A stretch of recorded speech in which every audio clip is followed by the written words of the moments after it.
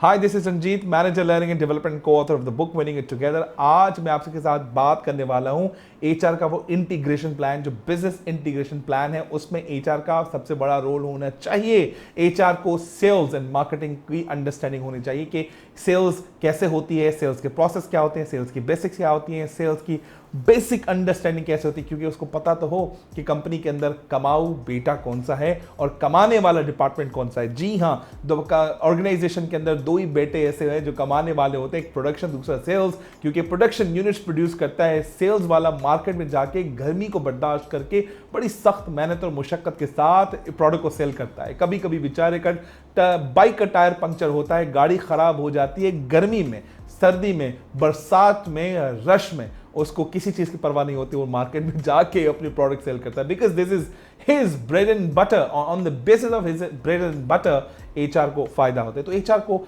मैं बड़ी रिक्वेस्ट करूंगा कि इस प्रोसेस को समझें कि सेलिंग प्रोसेस क्या होते हैं, सेलिंग मार्जिन्स क्या होते हैं, प्रोडक्ट सेल कैसे की जाती है, हमारे कंज्यूमर कौन से, हमारे कस्टमर कौन से हैं, हमारे क्लाइंट्स कौन से हैं जिनके साथ हम अपना बिजनेस करते हैं, और जो एक्टिविटीज, जो रोड शोज होते हैं, प्रमोशनल एक्टिविटीज होती हैं, वो कैसे प्ले की जाती है, उनके पीछे थॉट्स क्या होते हैं, उसके पीछे सिनर्जी कौन सी होती है, उसको भी समझना। बिकॉज एचआर के जितने बिजनेस एक्यूमेन को इंक्रीज करने के प्रोसेसेस पता होंगे, एचआर उतनी अच्छी स्ट्रैटेजीज और बिजनेस स्ट्रैटेजीज को बड़ा स्मूथिंग कर सकता है, और सीईओ को और चेयरमैन को और जितने भी स्टेक होल्डर्स हैं, शेयर होल्डर हैं, उनको फायदा दे सकता है। वरना ऑर्गेनाइजेशन समझती हैं sir HR is the expense and the cost of the organisation. No, HR is intermediary who solves the problem of the top management, the bottom management. HR ना हो, पता नहीं क्या हो जाएगा। तो एचआर को sales and marketing and planning पे बड़ा काम करना चाहिए।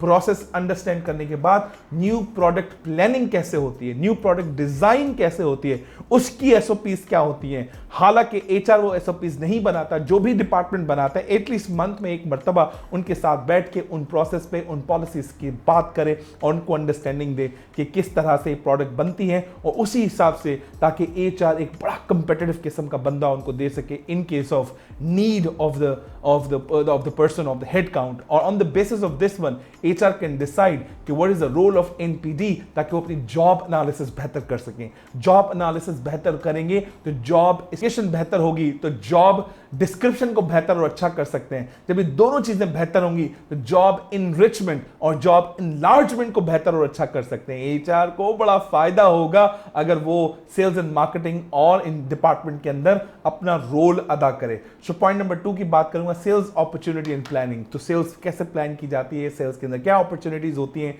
सेल्समैन क्या करता है मार्केट के अंदर, और सेल्स वालों की हायरार्की जो है, उनके क्या क्या रोल्स होते हैं, कहां पर पीपल मैनेजमेंट ज्यादा है, कहां पर ऑपरेशनल काम ज्यादा है, कहां पर क्लाइंटल मैनेजमेंट है, कहां पर कंज्यूमर मैनेजमेंट है, कहां पे कौन सा इंटरेक्शन रखना है, कौन सी लीगल बाउंड्रीज को सामने रखते हुए प्रोडक्ट को बेचना है, प्रोडक्ट को आगे प्रमोट करना है। तमाम चीजें जब एचआर उसको अंडरस्टैंड करेगा तो बिजनेस एक्यूमेन वाह वाह बड़ा कमाल हो जाएगा। So I am really excited to learn all of these things with the gradual and with the space of the time. So HR, if you're doing it, you will be कमाल in the organization. So उम्मीद करता हूँ आपको ये video बड़ी पसंद आती है। अभी भी ये वीडियोस खत्म नहीं हुई क्योंकि इसका सीक्वल बहुत जल्द आने वाला है। Thank you.